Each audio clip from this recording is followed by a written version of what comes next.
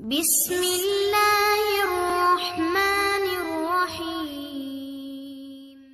من الشیطان الرجیم بسم اللہ الرحمن الرحیم هو الذی بعث فی الأمیین رسولا منهم یتلو علیہم آیاته ویزکیہم ویعلمهم الکتاب والحکمة وإن كانوا من قبل لفی ضلال مبین۔ تمام قسم کی تعریفات و تسبیحات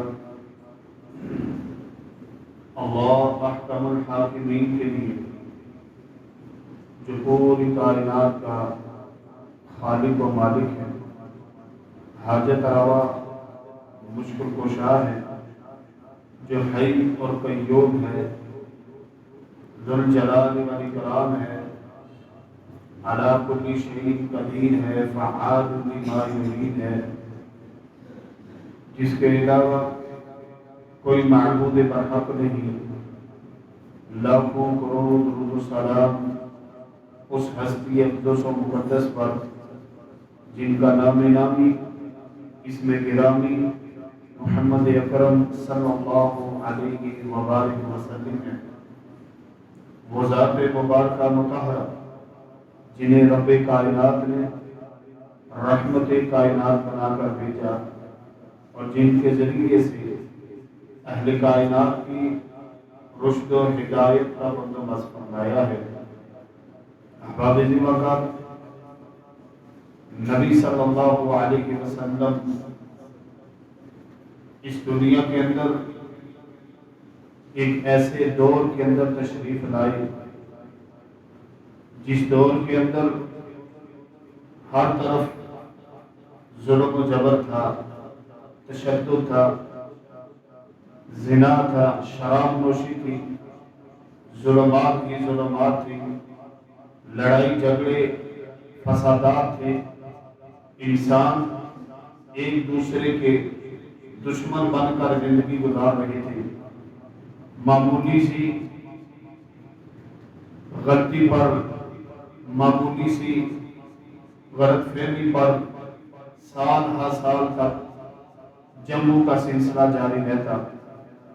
بے شمار برائیاں اس معاشرے کے اندر موجود تھی، حتیٰ کہ اللہ کے ساتھ بھی ان لوگوں نے شریک ٹھہرائے ہوئے تھے۔ ایسے ظلمات والے دور کے اندر اللہ رب العزت نے رسول اللہ صلی اللہ علیہ وسلم کو اس کائنات کے اندر بھیجا۔ نبی صلی اللہ علیہ وسلم اس دنیا میں آئے تو اب سوال یہ پیدا ہوتا ہے کہ نبی صلی اللہ علیہ وسلم اس دنیا میں آئے ہیں تو آپ صلی اللہ علیہ وسلم کے آنے کا مقصد کیا ہے؟ کیونکہ نبی صلی اللہ علیہ وسلم کی آمد یہ اللہ کا بہت بڑا احسان تھا۔ دیکھیں اللہ تعالیٰ نے انسان پر بے شمار انعامات کیے۔ یہ انسان کا اپنا جسم یہی اللہ تعالیٰ کی نعمتوں سے بھرا پڑا ہے۔ پھر باقی دنیا کے اندر نظر دوڑائی جائے تو ہر ایک نعمت اللہ تعالیٰ نے انسان کے لیے بنائی ہے۔ اب اتنی زیادہ نعمتیں، اتنے زیادہ انعامات اللہ نے انسان کے اوپر کیے، لیکن اللہ تعالیٰ نے کسی بھی احسان کا جو ہے نا کسی احسان کو جتلایا نہیں کہ میں نے تم پر احسان کیا۔ اللہ نے یہ نہیں فرمایا کہ اے انسان میں تجھے جسم دے کر بہت بڑا احسان کر رہا ہوں۔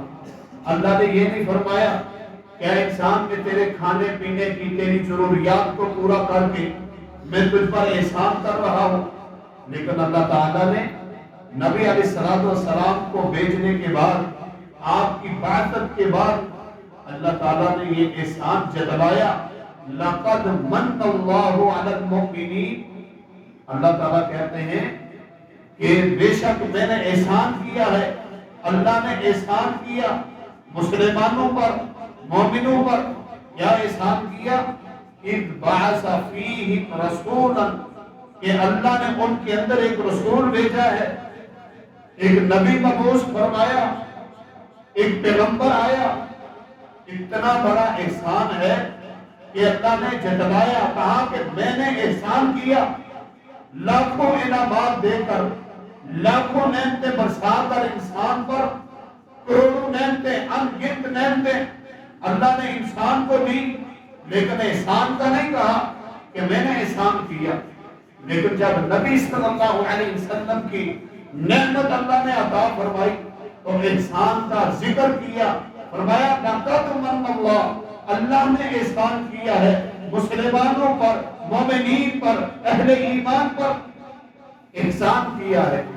اب اتنا بڑا احسان جس کا ذکر رب نے کر بھی دیا کہ میں نے انسان پر احسان کیا ہے، اب اتنے بڑے احسان کا جو ذکر ہوا تو اللہ نے اس احسان کو ہم پر کیا کیوں ہے؟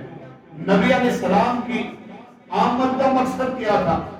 آج دیکھیں ربیع الاول کا مہینہ چل رہا ہے، ہر طرف آپ کو محافل نظر آئیں گی، ہر طرف جلوس نظر آئیں گے، اور ہر طرف شور ہوگا کہ آمد مصطفیٰ، آمد مصطفیٰ۔ میرے بھائیو، نبی صلی اللہ علیہ وسلم اس کائنات میں آئے، یہ ہمارے لیے فخر کی بات ہے، ہمارے لیے یہ بڑے ہی نصیبے کی بات ہے کہ اللہ نے نبی علیہ السلام کو بھیجا۔ لیکن نبی علیہ السلام اس دنیا میں آئے، سوال یہ ہے کہ آنے کا مقصد کیا ہے؟ کیوں دنیا کے اندر آئے؟ ہر چیز کا مقصد ہوتا ہے، تو نبی علیہ السلام کی آمد کا مقصد کیا ہے؟ اس پر کبھی ہم نے غور کیا ہے؟ آج آپ دیکھیں گے ہر طرف جو ہے پروگرام ہوں گے تو صرف اور صرف نبی علیہ السلام کی سیرت میں سے حسن پر بات ہوگی، یا پھر نور و بشر کے اختلافی مسئلے کو اچھالا جائے گا، یا پھر حاضر ناظر کو اچھالا جائے گا۔ نبی علیہ السلام زندہ ہیں یا فوت ہوں گے، اس کو اچھالا جائے گا۔ لیکن نبی علیہ السلام کی آنے کی، آپ کی بعثت کا مقصد کیا ہے؟ اس پر کوئی بات نہیں کرتا۔ نبی علیہ السلام کی بعثت کا جو مقصد ہے وہ مسلمانوں کو نہیں دیا جا رہا، وہ امت کے سامنے بیان نہیں ہو رہا کہ بعثت کا مقصد کیا ہے، کیوں آئے نبی صلی اللہ علیہ وسلم۔ نبی علیہ السلام، ٹھیک ہے نبی علیہ السلام کی ولادت یہ ہمارے لیے فخر کا مقام ہے کہ آپ آئے۔ نبی علیہ السلام حسین بڑے ہیں، جمیل بڑے ہیں، آپ کا حسن، آپ کے حسن کے مقابلے میں اللہ نے دنیا میں اپنی مخلوقات میں وہ حسن کسی کو نہیں دیا۔ نبی علیہ السلام کا جو اخلاق اور کردار تھا وہ اللہ نے کسی کو نہیں دیا۔ نبی علیہ السلام دیانتدار تھے، امانت دار تھے، صدق و صفا کے مالک تھے، حیا کے بیگم تھے۔ یہ سب چیزیں وہ دشمن بھی مانتے تھے اس وقت۔ 40 سال تک نبی علیہ السلام کی مخالفت کہیں نظر آئی ہمیں؟ تاریخ پڑھ کے دیکھ لیں۔ 40 سال جو نبوت ہے، جو بعثت کا وقت ہے، اس سے پہلے کسی نے نبی علیہ السلام کو تنگ کیا ہو، کسی نے نبی علیہ السلام کی مخالفت کی ہو؟ نہیں کی کسی نے، کیونکہ حسن سے کسی کو اختلاف نہیں۔ نبی علیہ السلام کے کردار کے ساتھ حامی تھے، تعریفیں کرنے والے تھے۔ نبی علیہ السلام کی امانت داری کو سب مانتے تھے، حتیٰ کہ امانت داری کی تسلیم کرنے میں یہاں تک تھا کہ دشمنی بن بھی گئی تھی، پھر بھی قریش مکہ کے جو کفار تھے وہ نبی علیہ السلام کے پاس اپنی امانتیں رکھتے تھے۔ نبی علیہ السلام کے سچائے، سچا ہونے کا ان کو بھی یقین تھا۔ اب بات یہ ہے کہ نبی علیہ السلام کی بعثت کا جو مقصد تھا، جب نبی علیہ السلام نے اس مقصد کو لوگوں کے سامنے بیان کیا، پھر نبی علیہ السلام کو پتھر بھی پڑے، پھر نبی علیہ السلام کو جھوٹا بھی کہا گیا، پھر نبی علیہ السلام کو مجنون بھی کہا گیا، پھر نبی علیہ السلام کی مخالفتیں ہوئی، ہر طرح کی مخالفت نبی علیہ السلام کی گئی۔ وہ کیوں کی گئی؟ وہ مقصد جس کے لیے نبی علیہ السلام آئے، اس مقصد کو جب نبی علیہ السلام نے لوگوں کے سامنے رکھا تو لوگوں نے مخالفت شروع کر دی۔ نبی علیہ السلام کی بعثت کا، آپ کا آنے کا جو مقاصد ہیں بے شمار ہیں، لیکن چند آپ کے سامنے ذکر ہوں گے، کیونکہ وقت کی قلت ہے، موضوع بڑا طویل ہے، وقت طویل ہے۔ میرے بھائیوں، نبی علیہ السلام جس دور کے اندر آئے وہ دور ظلمات کا دور تھا۔ کسی کا حق مارنا یہ بہت بڑا ظلم ہے، کسی کو قتل کرنا یہ بہت بڑا ظلم ہے، زنا کرنا بہت بڑا ظلم ہے، شراب پینا بہت بڑا گناہ ہے، ظلم ہے۔ سب ظلمات اکٹھے ہو جائیں لیکن ایک ظلم ایسا ہے جس کا مقابلہ سارے ظلمات نہیں کر سکتے، اور وہ ظلم کون سا ہے؟ وہ شرک کا ظلم ہے، جس کے متعلق رب کا قرآن بھی کہتا ہے، لقمان حکیم نے اپنے بیٹے کو کہا تھا ان الشرک لظلم عظیم، بیٹا یہ بات یاد رکھنا، شرک سب سے بڑا ظلم ہے۔ میرے بھائیوں، باقی گناہ اپنی جگہ پر ہے، ہر گناہ کی سنگینی بہت زیادہ ہے، لیکن اللہ کے ساتھ کسی کو شریک ٹھہرانا، کیونکہ رب نے پیدا کیا، رب نے پالا پوسا، رب نے انعامات کیے، ہر چیز رب کی ادا کرتا ہے، اور جب بندہ اسی رب کے ساتھ شریک ٹھہراتا ہے تو یہ سب سے بڑا جرم ہے۔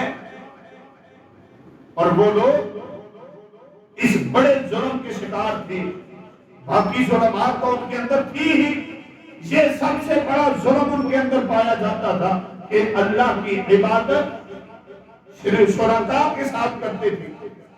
اب دیکھیں وہ کعبہ اللہ جو سب سے پہلے اس کائنات کے اندر اللہ کی عبادت کے لیے بنایا گیا، وہ کعبہ اللہ جس کی بنیاد توحید والی تھی، اسی کعبہ اللہ کے اندر 360 بت جا کے اللہ کے ساتھ شریک ٹھہرا لیے۔ اب اس بڑے ظلم کو سب سے پہلے نبی علیہ السلام ختم کرنے کے لیے اس دنیا کے اندر آئے۔ نبی علیہ السلام لوگوں کو ایک رب کی عبادت پر جمع کرنے کے لیے آئے کہ لوگ ایک اللہ کی عبادت کریں، اس کے ساتھ کسی کو شریک نہ ٹھہرائیں۔ نبی صلی اللہ علیہ وسلم کی بعثت کا یہ مقصد تھا۔ باقی جتنے انبیاء آئے، ہر نبی کی بعثت کا مقصد یہی رہا ہے۔ توحید ہر نبی کا دعوت کا پہلا جز رہا ہے۔ ہر نبی کو جو پہلا حکم دیا گیا وہ یہی ہے کہ آپ نے لوگوں کو توحید کی طرف دعوت دینی ہے، ایک رب کی عبادت پر لوگوں کو لانا ہے، توحید کی طرف دعوت دینا، یہ نبیوں کا پہلا منصب اور پہلا مشن ہوتا تھا۔ اسی کی طرف اللہ تعالیٰ نے اشارہ کرتے ہوئے سورہ نحل کے اندر فرمایا وَلَقَدْ بَعَثْنَا فِي كُلِّ أُمَّةٍ رَسُولٍ أَنِ اعْبُدُوا اللَّهَ وَاجْتَنِبُوا الطَّاغُوتَ، فرمایا کہ ہم نے ہر امت میں وَلَقَدْ بَعَثْنَا فِي كُلِّ أُمَّةٍ رَسُولًا، ہم نے ہر امت کے اندر ایک رسول بھیجا ہے۔ کوئی قوم ایسی نہیں گزری جس قوم کے اندر اللہ نے رہبر و رہنما نہ بھیجا ہو، لوگوں کو دعوت نہ دی ہو، دین کی طرف نہ بلایا ہو۔ اپنا دائی اللہ نے ہر امت میں بھیجا۔ بھیجنے کا مقصد اعبدوا اللہ، اللہ کی عبادت کرو، واجتنبوا الطاغوت، اور طاغوت سے بچو۔ یہ انبیاء کی بعثت کا مقصد ہے۔ اور میرے بھائیو یہ بات یاد رکھنا، طاغوت کہتے کسے؟ طاغوت ہر اس چیز کو کہا جاتا ہے جس کے عبادت کی جائے اللہ کے مقابلے میں۔ اللہ کے مقابلے میں جس چیز کی بھی عبادت کی جائے گی، جس کو اللہ کے ساتھ شریک ٹھہرایا جائے گا، وہ طاغوت ہے، چاہے وہ خود کہے یا نہ کہے، وہ طاغوت کے زمرے میں آئے گا۔ اگر کوئی دعوت دیتا ہے کہ میری عبادت کرو، وہ بھی طاغوت۔ فرعون نے دعوت دی میں اعلیٰ رب ہوں، وہ میری عبادت کرو، میرے سامنے سجدہ کرو، یا پھر بغیر دعوت کے اس کو سجدہ کرنا، جس طرح نوح علیہ السلام کی امت میں وہ جو 5 لوگ دنیا سے چلے گئے تو پھر لوگوں نے خود ان کی عبادت شروع کر دی، خود ان کو پوجنا شروع کر دیا۔ یہ سارا کام طاغوت کے زمرے میں آتا ہے۔ اللہ کے مقابلے میں جس کی بھی عبادت کی جائے گی، جس کو بھی پکارا جائے گا، جس کو بھی رب کا شریک ٹھہرایا جائے گا، وہ طاغوت کے زمرے میں آئے گا۔ آج دیکھ لیں، یہ نبی علیہ السلام کی بعثت کے مقاصد کو نہ بیان کرنا، اس کا نقصان یہ ہے کہ آج لوگوں کو پتہ ہی نہیں، اور لوگ اللہ کے ساتھ شریک بھی ٹھہرا رہے ہیں، کلمہ بھی پڑھ رہے ہیں، اور سمجھتے ہیں کہ ہم نے اللہ کے ساتھ کسی کو شریک ٹھہرایا ہی نہیں۔ اتنی جہالت بڑھ گئی۔ اگر ہم اللہ کے رسول کی بعثت کے مقاصد کو لوگوں کے سامنے اجاگر کرنا شروع کر دیں، جگہ جگہ پہ یہ بات ہو کہ اللہ کے رسول کیوں آئے، تو پھر میرے بھائیوں ہر بندے کے ذہن میں آ جائے کہ اللہ کے رسول آئے ہیں تو آنے کا مقصد کیا تھا؟ پہلا مقصد یہ ہے کہ لوگوں کو شرک سے نکالا جائے، شرک سے پاک کیا جائے۔ بار بار اللہ نے قرآن میں اس بات کا ذکر کیا، وَمَا أَرْسَلْنَا مِن قَبْلِكَ مِن رَّسُولٍ إِلَّا نُوحِي إِلَيْهِ۔ اللہ تعالیٰ کہتے ہیں کہ جتنے بھی انبیاء آئے میں نے ان کی طرف وحی کی ہے، أَنَّهُ لَا إِلَٰهَ إِلَّا أَنَا فَاعْبُدُونِ۔ کیا وحی کی کہ لوگوں میرے علاوہ کوئی معبود نہیں ہے، عبادت صرف میری کرنی ہے، سجدہ مجھے ہے، پکارنا مجھے ہے، جو بھی عبادت ہے وہ صرف رب کے لیے ہے۔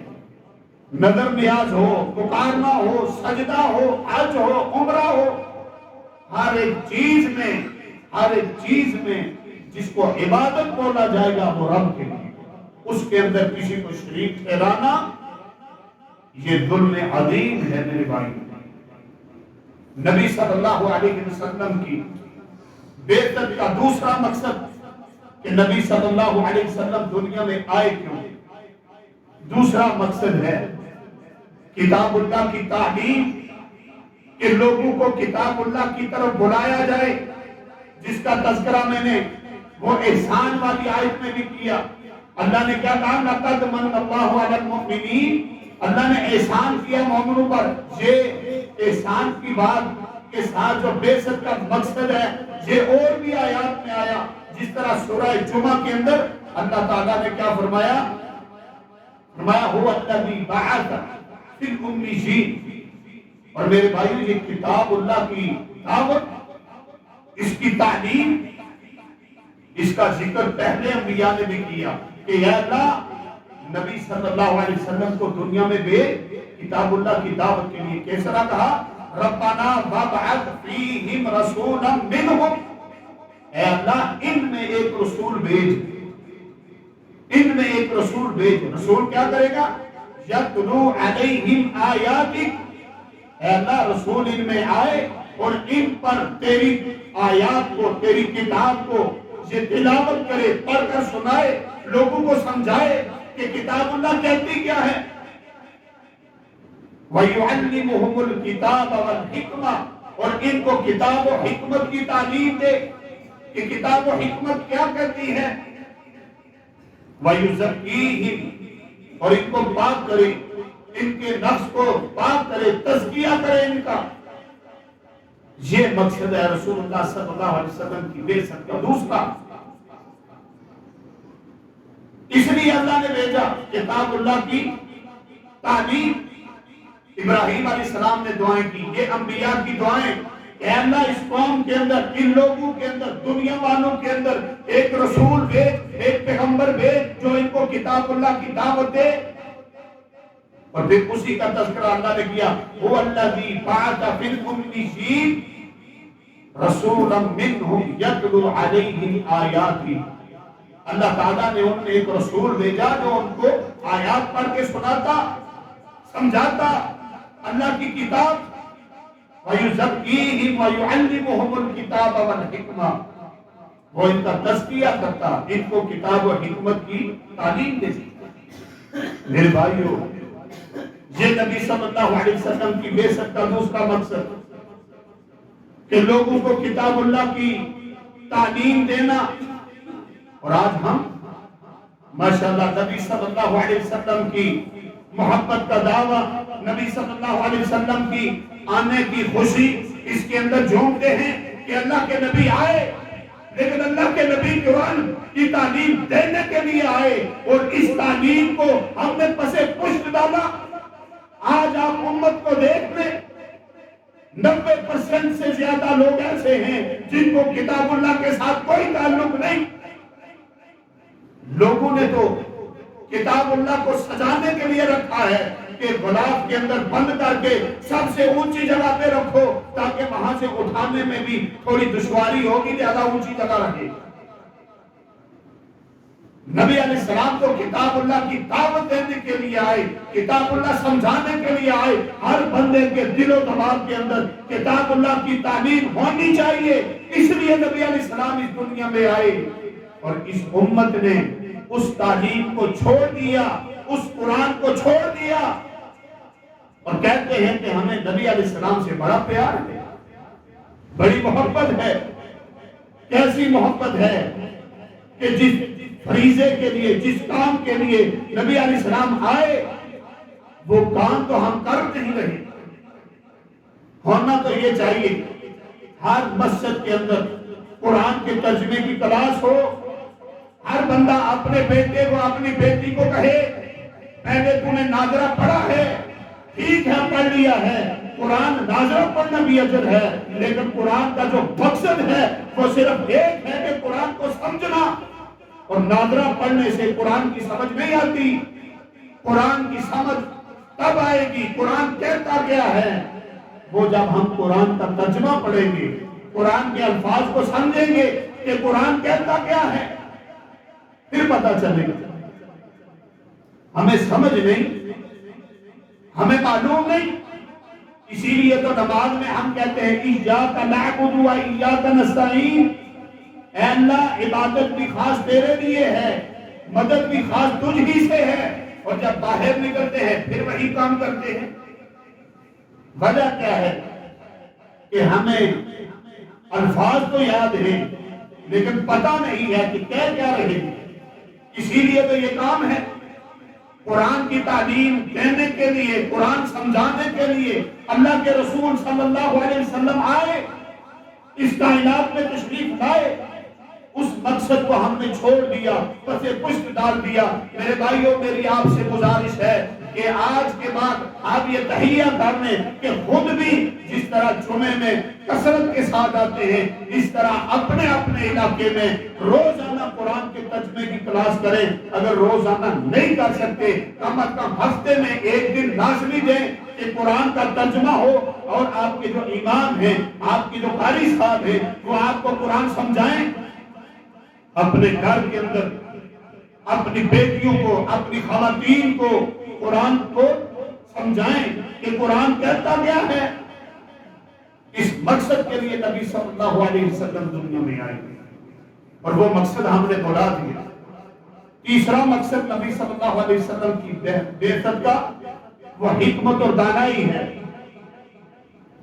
میرے بھائیوں، علم اگر بندے کے پاس ہے لیکن دانائی نہیں، عقل نہیں، حکمت نہیں، حکیم کہتے کس کو ہے؟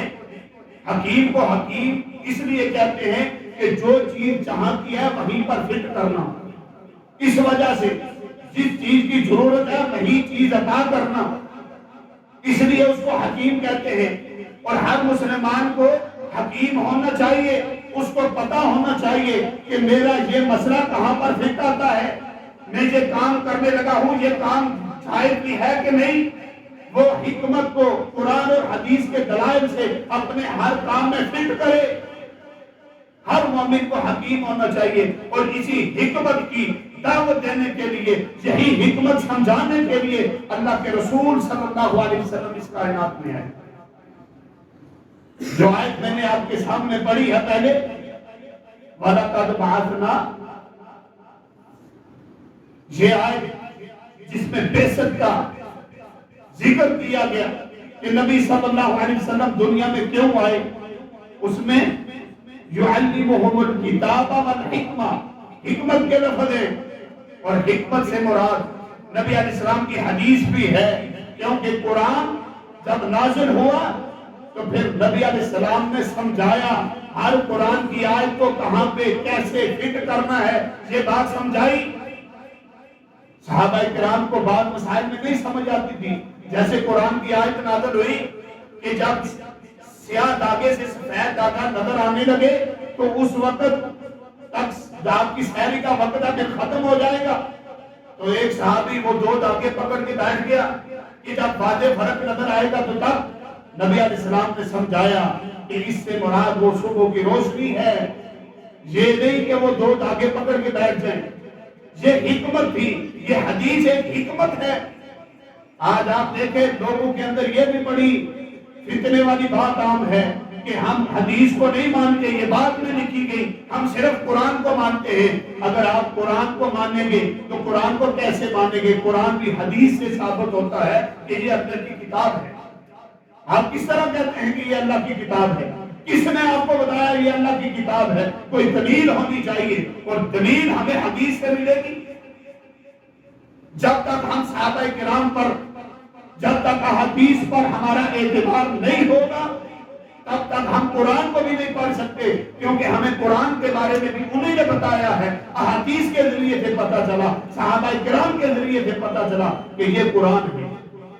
تو قرآن کو ماننے کے لیے حدیث کا ہونا لازم ہے، اور اسی حدیث اور اسی حکمت کی دعوت دینے کے لیے اللہ کے رسول صلی اللہ علیہ وسلم دنیا میں آئے۔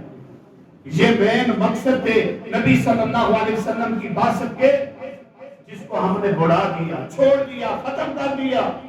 میرے بھائیوں، یہ ایک تو ہمیں چاہیے کہ ہم اپنے اندر توحید کو لازم کریں، قرآن کا مطالعہ کریں، حدیث کا مطالعہ کریں، سمجھیں۔